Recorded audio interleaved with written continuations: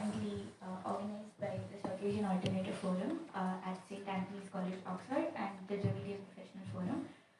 Today we have with us Puhazh Gandhi, State Joint Secretary, DMK and Narayan, A S Panneerselvan, Executive Coordinator, Dravidian Professional Forum, and of course our author A S Panneerselvan, who I'll be introducing shortly. Before we begin the event, just a little bit of introduction into South Asian Alternative Forum and the work we do.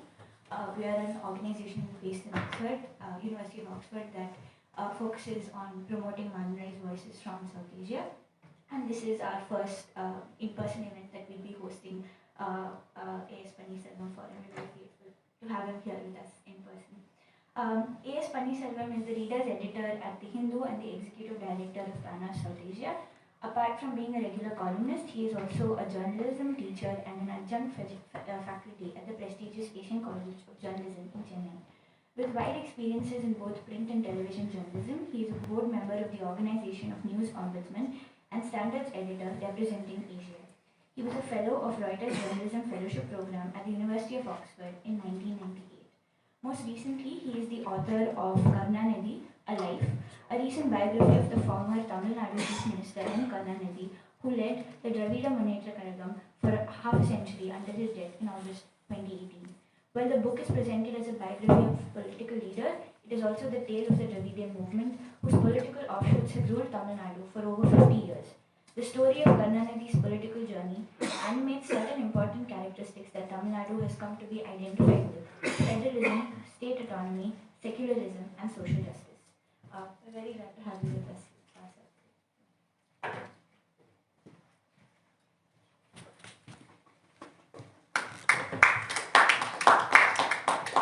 Thank you very much. This book came out at the height of pandemic. Therefore, this is the first public event which I am really taking part in a university. We had some interactions which were not in academic environment. It was in different public and sites. We had meetings. Therefore, I'm thankful that I'm able to come to a center of learning to talk about my work on Dr. Karunanidhi. I think it's important to give a quick background. I came up with this idea of looking at political movements in the wake of collapse of Soviet Union and India's liberalization in 1991. Because in 1991, it posed a major challenge to understand how can we think about affirmative actions. How can we think about state as an interventionist when market is seen as the sole arbitrator? What will be the fate of these parties? Therefore, my idea was to look at one movement called the self-respect movement or the Dravidian movement. It was difficult to expand it because initially I also wanted to map certain aspects of the Dalit movement in Maharashtra. I wanted to look at the Irava assertion in Kerala. I wanted to. Suddenly I realized that it will not be feasible to widen the scope. So I decided to look at what will be the future of a political party like Dravidian Munnetra Kazhagam when market is going to be the much bigger arbitrator of fate. That's how I got in. As you all know, in 1991, when P.V. Narasimha Rao and Manmohan Singh led the liberalization spree in India, the key question was how much public spending is public spending and how much of public spending should be called freebies. Therefore, public investment was termed as freebies. It was a clever intervention of the market to cut down on public spending. When that clever intervention of the market happened, Tamil Nadu had two major investments. One is its public health, and another one is public education. If you are going to look at our indicators, we have the best GER ratio, which is gross enrollment ratio, and we are also have the highest number of doctors per 1,000 patients or 1,000 people. With this entire public investment was seen as freebies because all these public investments have a set of backward integrations. To understand the idea of backward integration in Tamil Nadu, we have to go back to the very first affirmative action the state took. The first affirmative action of the state was during the Justice Party government in the 20s. It's called the Communal GO. And the Communal GO brought in affirmative reservation for people who were of different castes. Therefore, it's because at that time, 97% of the jobs were taken over by the Brahmins.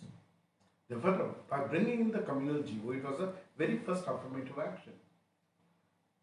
But the key aspect of that affirmative action becoming a reality was not reserving the seats in the colleges or the Madras University. Biggest one was Nadesan, one of the founders of the Dravidian movement, establishes Dravidian Students Hostel in Triplicate, which means you also have a backward integration for each of the forward-looking affirmative action. And unless and otherwise you have this backward integration, if you are not going to create a place for students to stay, there is no fun in having a reservation. What happened is, post 1991, all these type of social spending was termed as freebie. Now the idea is to negotiate the requirement of the state and the requirements of the market. And how are you going to calibrate it with the welfare of the people? But this was the axis which Tamil Nadu perfected it around this time. Therefore, by 1996, two interesting elements happened. One is Tamil Nadu wanted to be a fast-growing state, where the indicators of GDP and investment were given priority. At the same time, it also wanted to prove as an inclusive state. Therefore, it wanted to look at social indicators. We have the highest number of women participation in higher education. National average, Tamil Nadu is second, next to Kerala. We are 1.2% less than Kerala, but we are the second in the nation. But there's a huge gap between the women enrollment in Tamil Nadu and the women enrollment, say, in UP. Therefore, the social investments were seen as essential one for having a vibrant market, because vibrant market needs certain amount of core competence, and to have core competence you have to invest on credible education, credible information and credible health. When India liberalized, suddenly what we notice is this IT boom happens, and the substantial employment for the IT boom was created by this social investment. Therefore, you have graduates, because graduation was free. Therefore, you have this trained workforce who could be absorbed into this workforce, into this newly emerging economy. In this direction, the key question is, what is the role of Mr. Karunanidhi? Karunanidhi becomes a minister in 1967 and he becomes a chief minister in 1969. He gets elected to the Legislative Assembly in 1957. But at some level, Karunanidhi becomes the only politician who started his career in the pre-colonial reality, was part of the new nation building exercise, and also led a political movement in a completely liberalized environment. But nobody else traversed this entire trajectory. But it's a complicated trajectory because in each trajectory the emphasis was different. When the anti-colonial struggle, it was very, very clear. It had one goal, independence. When there was one goal called independence, the Dravidian movement said that independence should be also from humiliation. That's how this term called self-respect was introduced. Therefore, the independence is not purely about change of rulers. Independence is also about individual dignity. For dignity and self-respect were the two elements which contributed towards that phase of the party or the movement. And India gets freedom in 47, and in 49 there's a split in the Dravidian movement. That split is called the DK-DMK split. The DK-DMK split actually marks a phase of fine negotiation about what constitutes citizenship and what constitutes belonging. And that's where somebody like Kalinger becomes very, very important, because he wanted to articulate these issues where the rights and responsibilities are not opposition to each other. They are coterminous. Rights and responsibilities are coterminous. If the rights and responsibilities are coterminous, how are you going to assert your rights? Because by this time, the two models, or one is what we call the Far Eastern model, where they started talking about Asian values. And if you look at the Asian values as articulated by the Far Eastern political leadership, Asian values also demands enormous compliance to the power. Therefore, you also wanted to retain your rebellion tendencies intact. Retaining your rebellion tendencies intact, and you have to talk about transformation. That was the phase, and that's the reason DMK between 1949 and 52 crystallizes it into conceptual framework. One of the reasons for DMK not to contest 1952 election is that it was yet to evolve its formula fully. DMK contests election the first time in 1957, which is the second year's general election. It skips the first general election. But in the first general election, they tried out an idea of supporting specific political parties who are endorsing the core ideas of the DMK. That's how somebody like A. Govindasamy gets elected. The two parties which gained because of this, one was Manikkavel Nayakkar's Commonweal Party, another one was Ramasamy Padayachi's Toilers Party.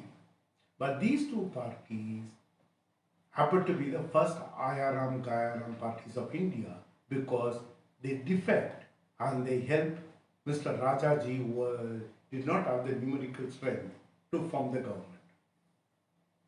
And Mr. Manikkavel Nayakkar and Ramasamy Padayachi were inducted in the cabinet. And remember, these things were happening in a era when India was still supposed to be governed by people of high stature. There was Jawaharlal Nehru, the first chief minister was Mr. C. Rajagopalachari. C. Rajagopalachari happens to be the first Governor General of India, which means from first citizen, he is willing to come back as a chief minister. So these were all the key questions for us to understand the role of somebody like Kalinger. Between 49 and 52, the way they articulated is, one, internally as a political party, they wanted to understand these issues, and second is they also wanted to have a huge population to have a participatory role in this reality. That's the reason cinema becomes an inevitable extension for them. Whether it is Anna or NSK or Kalinger, they also did some outstanding cinema around that time. It's essentially because if you are going to watch North Indian television channels today, you think that these people came to power because they are all film stars. They went to cinema because they were politicians. Politics was their primary aim, and cinema was their adjunct requirement. But somehow the Delhi media thinks that cinema was the primary position and politics become an easy byproduct. Okay, this I think we should keep in mind to understand how the public perception sometimes vary from the reality. There's a huge gap between perception and reality with reference to Tamil Nadu. And this perception versus reality gap has been challenged by many people using empirical evidences. For instance, there is a fine paper by another Oxford scholar on the impact of noon meal scheme. And John Harris did this extensive study on the Slater villages, the 21 villages in Tamil Nadu, which has been periodically studied over a period of time. Every 10 years, economists revisited the study. Therefore, the empirical evidence was showing something else, but the popular perception was something else. How do we understand this gap between popular perception and the empirical evidence? This was another major question I had. Therefore, initially the book was not meant for public. Initially the book was meant myself to understand the state which I am reporting. And by that time I was also given the task of being the bureau chief for South India and Sri Lanka. But I thought that if I am going to be a person who is going to put out information in the public sphere, I need to understand. But this entire attempt is personally to understand how the state traveled from 1947 to post-liberalized reality. That was the key thing which was propelling me.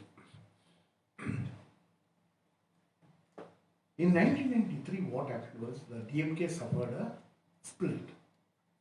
A faction led by I. Gopalasamy, who was also called Vaiko, split from the DMK to form something called MDMK. And then the popular perception is that the DMK has weakened completely. The split happens in 1993, and in 1996, DMK wins and Vaiko gets 0 seat. And most interestingly, Vaiko also loses his own seat at Vilatikulam. This shift in the 1996 made me to shift from looking at the political movement, to the individual who contributed the most. Because Kalinga seems to be one person who has been straddling this universe as early as from 1937 onwards. So if somebody would straddle this universe from 1937 to 2018 when he passed away, it's a huge period. Therefore, if what kind of insight one can get by looking at his life, that's how he got into it. There were two challenges. One is these people were prolific writers. Annadurai has written 110 volumes. Kalinga has written 3 lakh pages. And Periyar has written about another 100,000 pages. Now, if these people are going to be a prolific writers themselves, and their critics were also equally prolific, like say P. Ramurthy from the left has been quite prolific in his attack.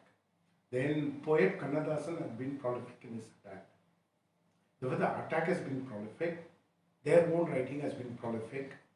Now we are going to cull out all this information for a reader who is not a Tamil. It should make sense to them. The first thing I did was, this is not an additive process, this is a subtractive process. I decided to eliminate certain things. I said, okay, I'm not going to touch this. I'm not going to touch this. For instance, if there are going to be a whole set of recording on specific event, which has no bearing on the major politics beyond that event, I decided to leave it. And if certain things are going to make sense only to a Tamil speaking people, I decided to leave it. And I also decided to leave certain things because of my own lack of competence. For instance, some of the Tamil words have a huge social markers in them. During the course of the biography work, when I had a long interview with Kalinga, the question of inclusivity versus exclusive approach came up. He said that DMK always had committees which had Soru as well as Sadam. There were people who want only Sadam are turning around and say that we are exclusive. And then he lists out certain things. He says that the first three commissions he creates as the Chief Minister. First was Satranarayan Commission for Backward Classes. Second was P.V. Rajmanar Commission on Center-State Relations. And the third was R.A. Gopalsamy Commission on Police Reforms. He said, I have no problem in having R.A. Gopalsamy Iyengar to head that commission. Therefore, all our approach had Soru and Sadam. Now this Soru and Sadam becomes so difficult to translate into English because both means cooked rice. And it's very difficult for me to explain that they are social markers. Sadam is upper caste and Brahminical usage essentially, and Soru is a common usage. But these type of issues are another things which I actually left out, primarily because, as I said, my own incompetence in explaining it, because I did not want to get into huge footnotes. I want the reader, ease of reading became my primary concern.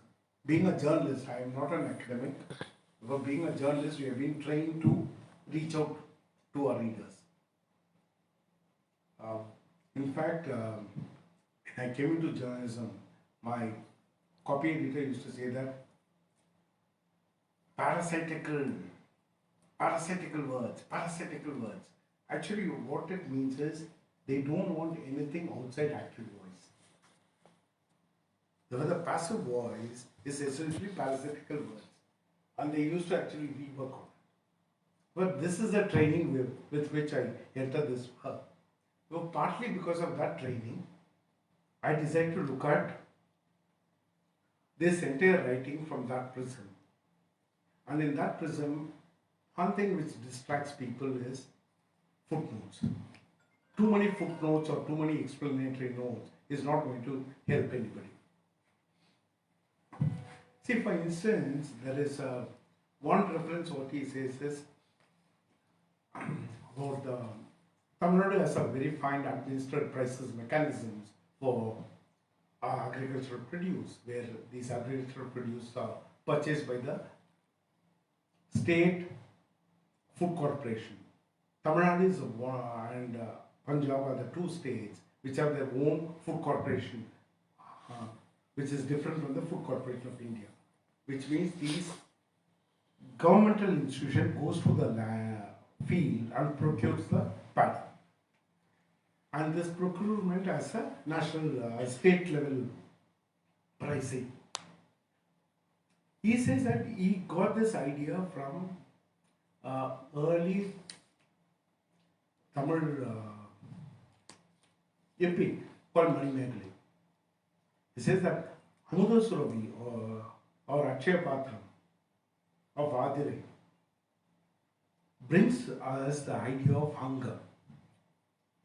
He says that if you are permitting bureaucrats to run, they don't use the word hunger, they use the word food security.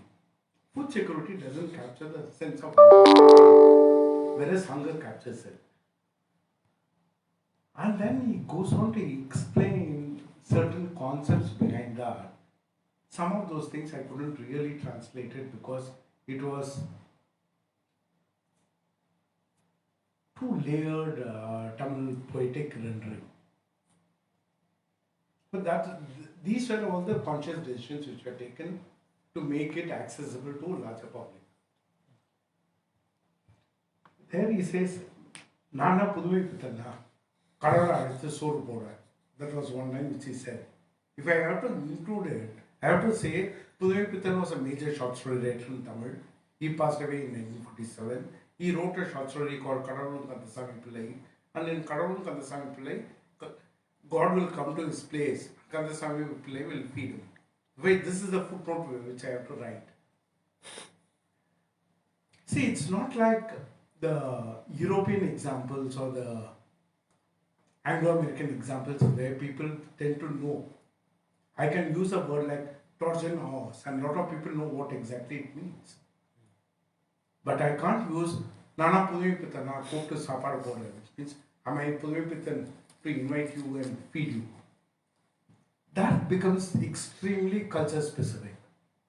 There were some of the crucial culture specific ones are missing in the book. I have also decided to skip that because either I write for outsiders or I'm not going to write. Use it as a first step. Probably one can do a subsequent reading on specific issues, say fiscal federalism, say social reform, women empowerment. For instance, I'm now planning to do a series of 10 crucial legislations which the state brought in. Starting from the first one, which is called the HRNCE Act, which is Hindu Religious and Charitable Endowment Act. That is extremely interesting because during the debate of the HRNCE Act, the Justice Party leaders who are mobilizing, who are tabling it, they said that this division of church and state may work for best. It will not work in our place because the place of worship is a place from where all forms of inequality stems from. Hence, those institutions should be brought under the will of the people. The way it is an extremely nuanced reading. The another interesting aspect is the difference in between Tamil Nadu and rest of India about what form of textile you are going to opt to confront the Manchester's control. The Gandhian imagination was Khadi, and the self-respect imagination was handloom. They said that Khadi is essentially looking at individual as a unit. With handloom, you look at society as a unit. And the moment you look at society as a unit, you realize that interdependence is a hugely beneficial value. That's how you will find the Tamil Nadu moving into huge handloom cooperators. In fact, our cooperative head office is called Tillayadi Valliyamai building because she was a major handloom person. With this idea of looking at HRCE, handloom, reservation, communal GO, one, 69% reservation, and later getting into the constitutional mentioning. Who did all these things happen? Who was the person who was part of this journey throughout? That's the way of thinking, and it's actually an interesting one because 69 to 75, we created several institutions to the Union government had a plan to create a state country. Union government had a police reform country. We created a state police reform country. Union government had a administrative reform country. We created a state administrative reform country. And most importantly, two people from Congress were responsible for something called Green Revolution, where we moved away from ship to mouth existence. Some of you must remember, you may not know, that we had a severe food shortage, and there was something called single cold war agreement between India and the US, through which food was imported, and from the ship it was distributed to the people. That's the reason it's called ship to mouth existence. From that ship to mouth existence, we moved to food self-sufficiency because of this Green Revolution. And the two people who led the Green Revolution were from Congress. It was C. Subramaniam and Jagjeevan Ram from the political leadership. agricultural scientists who helped to implement it was M.S. Swaminathan. And DMK regime took the support of all the three, despite Tamil Nadu losing out to Congress. Tamil Nadu Congress losing out to DMK. And extended that entire food security belt. For this, one crucial number what you have to keep in mind is Tamil Nadu had PDS only in two cities. One is called Chennai and another one is called Coimbatore in 1967. And today, Tamil Nadu has the best public distribution system anywhere in South Asia. That was a conscious investment. But this entire public investment was a decision to prepare people for the future. And how this preparation happened is the key question, because they also realized that participatory element is required. That's the reason Tamil Nadu took a decision of first elevating a person called Mr. Varadarajan, who was a district judicial officer into the High Court, and later elevating him as the first Dalit Supreme Court judge. The idea is representation is as important as policy.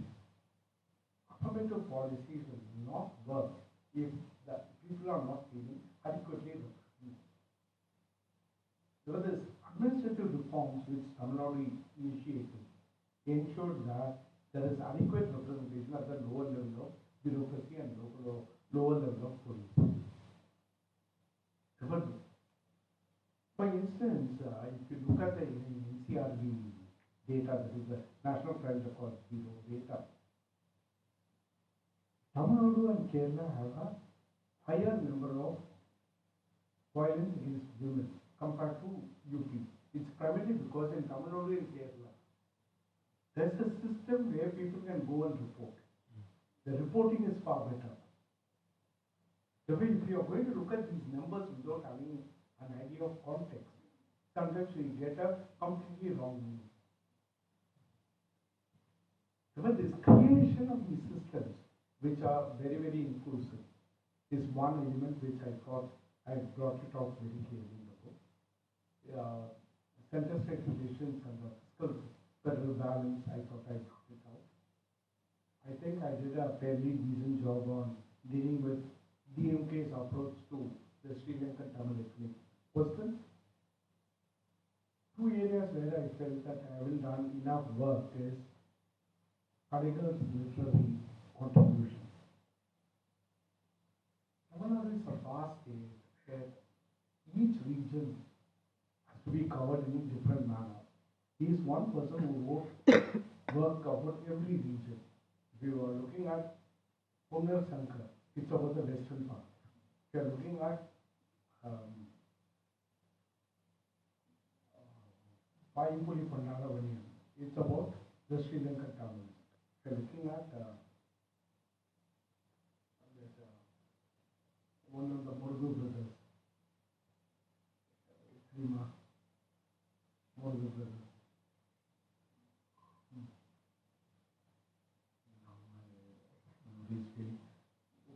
The thing is, he has covered each and every region of the state, and each one is a novel. And another aspect is they also decided to look at the diaspora experience. For instance, is the most influential film, Parasakti, deals with somebody returning from home. Because the diaspora experience gets completely embedded. And both Kalinger and Anna deal with the diaspora experience. As novella is called Rangon Raga. And that Rangon Raga is being adapted to cinema by Kalinger. And Rangon Raga deals with the idea of gaslighting. So the undercurrent of Rangon Raga is gaslighting. It is essentially the gaslighting by the centralizing forces to talk about efficiency. But the efficiency spoken in an isolated manner is essentially a gaslighting. But this streams of influences which contributed to the movement's articulation. I don't think I did enough justice. If I had to do it, I think it would have become a much bigger book. And idea is whether you are going to look at accessibility or you are going to look at being encyclopedic. I thought as a journalist it's better to be more accessible rather than being encyclopedic.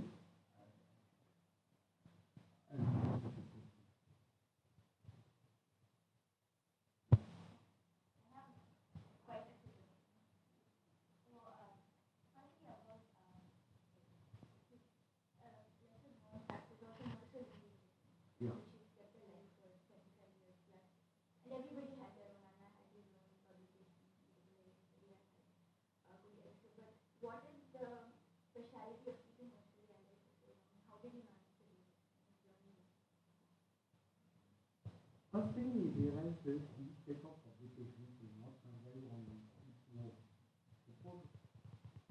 The earliest trust created by Karunanidhi was for Muslims. Because he underwrote its expenditure, he funded through his other earnings, and he is very, very clear. If we are going to be a party organ, it's not going to be self-sustaining. It needs an amount of financial support. If we move into a trust, it was one of the earliest trust what he created. That's the one which gave it that independence. And we are talking about Vidalai of Periyar. Periyar also moves into the same model. That's the reason Vidalai is surviving. Of 220 publications brought out by various self-respect movement people, all others died primarily because of their sustainability.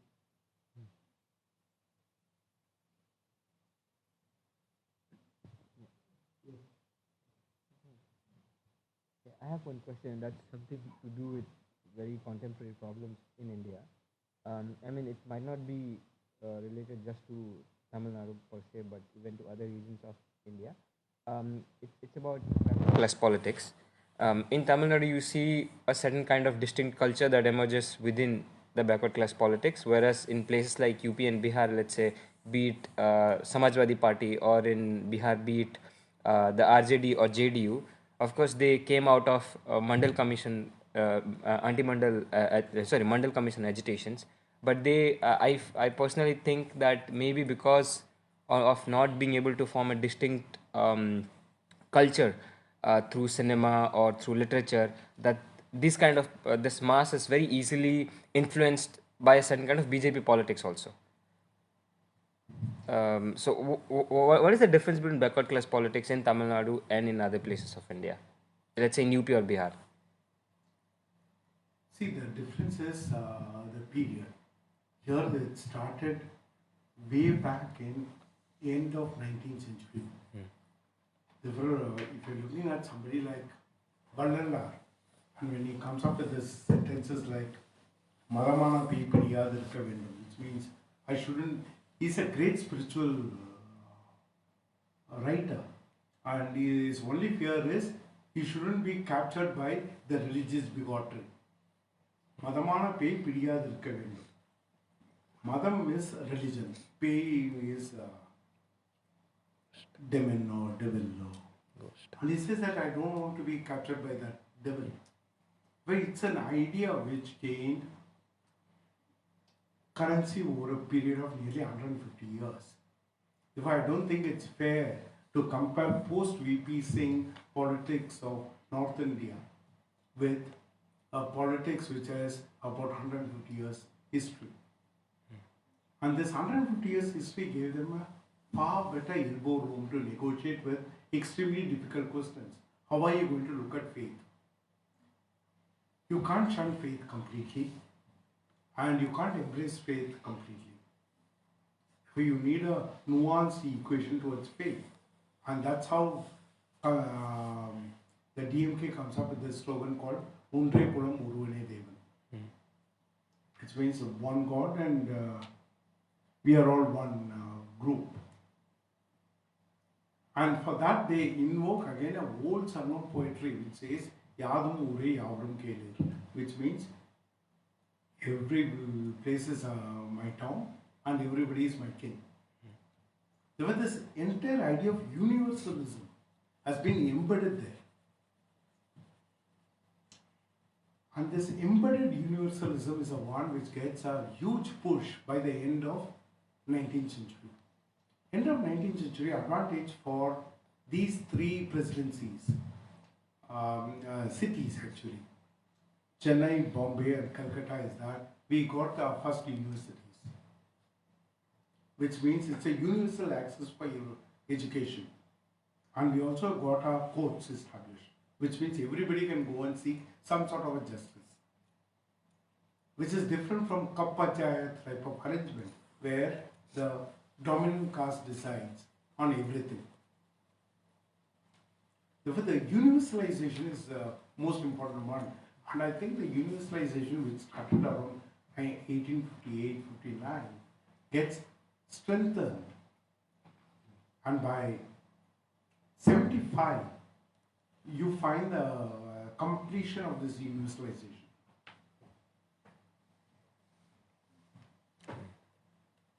Yes. In your book, you mentioned how Annamal University was like sort of a virtual incubator for all of these student recruits from Dravidian movement. Do you feel like the Dravidian movement has not been able to do that in contemporary times, like recruit students and that young population in the way in which? I think that post-liberalization reality, it is completely different. I don't think we can repeat experiment of a particular period in a completely different era. Why I am saying this? I am saying this primarily because I find youngsters who are IT professionals who are talking about social justice. I'm talking about IT professionals who are talking about gender justice. I'm talking about IT professionals who are talking about inheritance right of women. I'm talking about all these things. The thing is, it has adjusted itself for the reality and it's not frozen in a particular model. That model delivered around that time. See, the key question is, at that time, they couldn't have it in Chennai. Chennai was still a upper caste domain. Therefore, they have to have it in Chidambaram. But later, when Chennai itself can come in, see, two interesting things happen. One is Dr. A.L. Mudaliar as the longest serving Vice Chancellor of Madras University. During his time, the way the education expanded, the moment that education expands, the moment the education institution spreads, the reality changes. Therefore, we can't invoke the 30s and 40s reality to understand post A.L. Mudaliar, and there are two people who are crucial, non-political people, educationists. One was A.L. Mudaliar as a Vice Chancellor of Madras University. The other person was N.D. Sundarodivedu, who was the Director of School Education. N.D. Sundarodivedu had the full backing of Kamaraj. And with that backing, he establishes primary schools across Tamil Nadu. When he completes establishing the schools, it was A.L. Mudaliar who says that where will these kids go afterwards? They need higher education. He gives licenses, permissions and affiliations to various colleges. This entire, as I said earlier, it's also the idea of not affirmative action in vacuum, but each and every affirmative action also had a backward integration to it.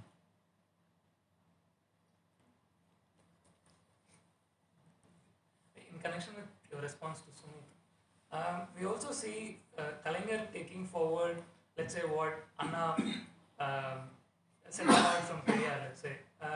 From Ontrekulam Oruvanai, we see Kalaignar writing the biography of Ramanujan. Do you comment on it? That's one. The other question is effective literary usage. I think Tenpandi Chingam is that the... Yes, Tenpandi Chingam is the correct one. Yeah. Because Tenpandi Chingam deals with the Marudu brothers. The way he covered each region of Tamil Nadu with one novel, it's extremely important.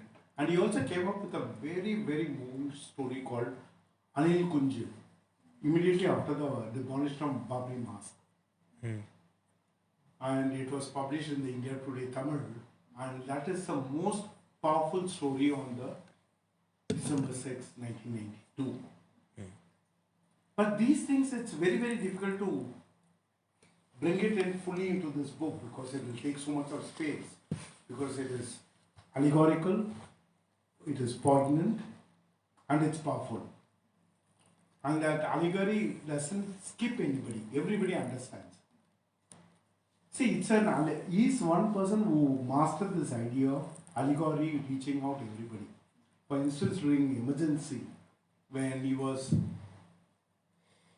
not permitted to talk about his party cadres who have been arrested, he came up with a list. He says, these are our party cadres who couldn't attend this year's Anna's Remembrance Day. The way everybody understood what it means. But the way he understood the power of allegory, that's another topic in itself, but I haven't done enough work on it. Also, how is literary usage is not merely in the literary sphere, but also is helped in his, let's say, the subnationalism politics. Yeah. See, about Ramanujam, actually, that was the last major discussion I had with him.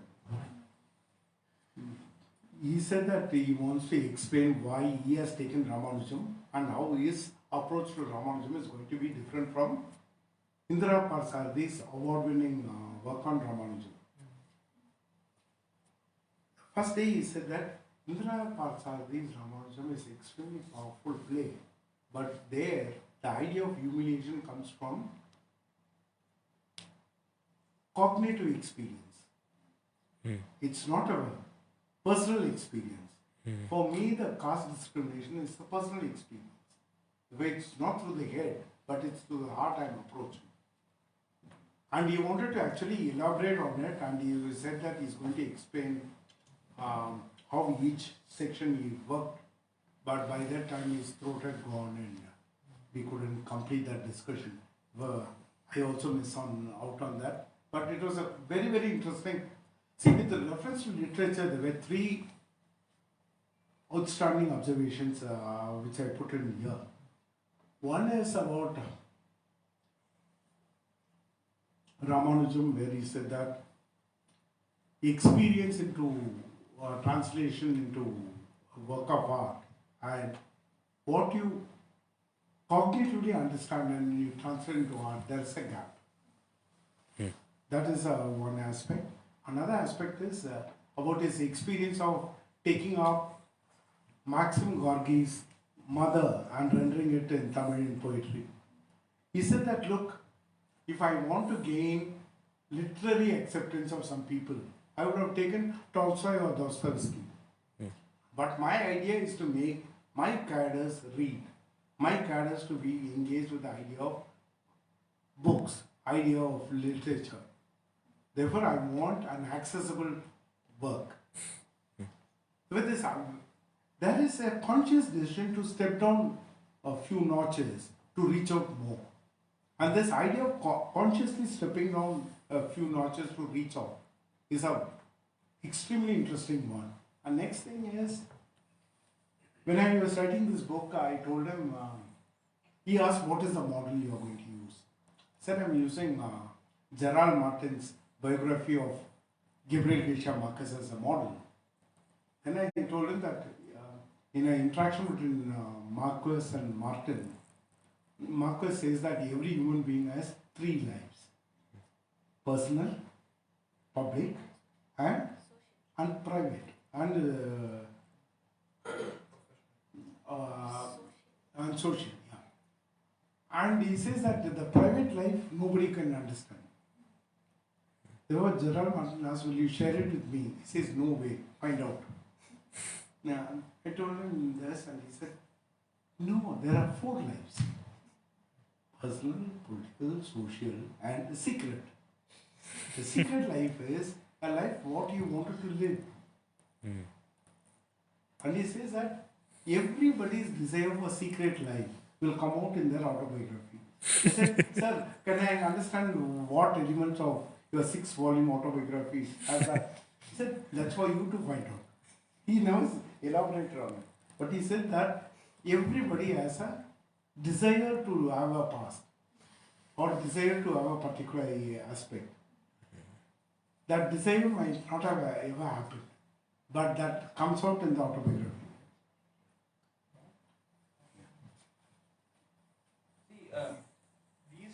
See, he'll have to leave. So me and him will be here until evening.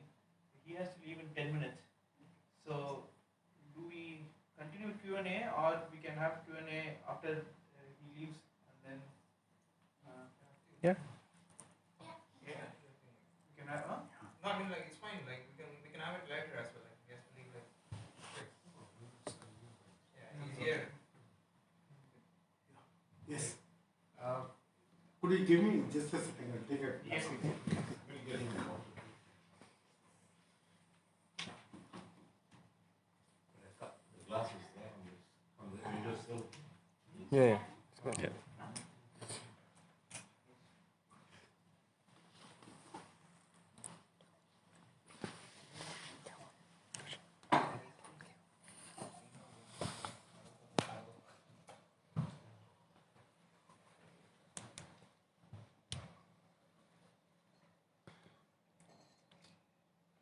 I think batteries.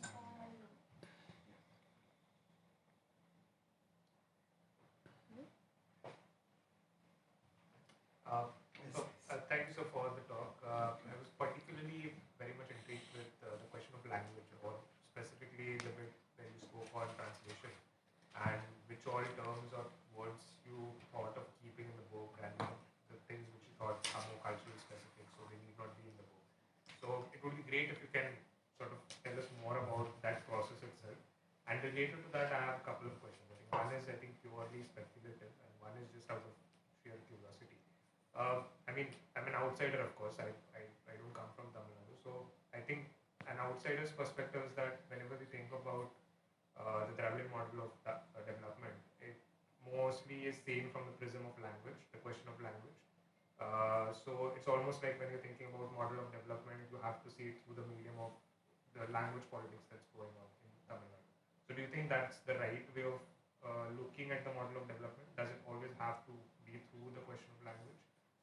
So that's one. And the second thing is related to that is, so the terms which you have included in the book, like the cultural terms which you might have included in the book, are they necessarily mostly linked to the model of development, like the economic model of development, or have you also included some other things? And how have you made that distinction, keeping some? One thing what emerged from the Dravidian movement politics is it looked at politics as an interlocking public. It had language, it had economics, it had empowerment, it had reducing the urban-rural divide. If it was an interlocking public was the term which we can use to understand these movements, simultaneous approach to various issues. Language becomes extremely emotive primarily because language becomes a first protective gear against extreme centralization. The way it becomes an easy mobilizing tool. The way I don't think we can easily mobilize people by saying that we are for decentralized polity against centralization. How are you going to mobilize? There, your linguistic right becomes a very easy category to mobilize people. But that linguistic politics is also part of their idea of pluralism versus monochromatic imagination. But this pluralism versus monochromatic imagination is the element which keeps coming repeatedly. But you have to look at, I don't know how many of you are familiar with one major case. It's called Champagam Dharanidharan versus the state of Tamil Nadu, the state of Madras, as they called it at that time. There was a person called Champagam Dharanidharan files a case saying that medical seat has been denied because the principle of equality is not followed, and I, as a Brahmin, has lost out. because all this is reservation. High Court supports a claim, and then it goes to the Supreme Court. Tamil Nadu government's then Madras State challenges in Supreme Court. It goes to the Supreme Court. By the time it reaches Supreme Court, then Chief Minister Umandu Ramasamy Reddy discovers that Chembavam Durayarajan has not even applied. When this question was raised in the Supreme Court, they said that we are not here to look at the locus standi of a particular case. We want to look at the substantial issue. And the substantial issue is affirmative action goes against the principle of equality. That's the reason these people have to work on the very first amendment of India. The first amendment of India brings out the difference between equality and uniformity. It says equality means creating an even field. Uneven field, it's not equality. That's uniformity. There was somebody who is third generation Ivy League graduates grandson. Definitely has a much better exposure than the first generation graduate. Therefore, the idea between equality and uniformity was established, and that's how the First Amendment happens. And First Amendment is the biggest contribution of Tamil Nadu to the nation. I don't think people really recognize a lot of people are very aware of the First Amendment in the US because it guarantees freedom of expression. But the First Amendment of India guarantees the state to bring in affirmative action. And that was the biggest contribution. Yes. So today people of Tamil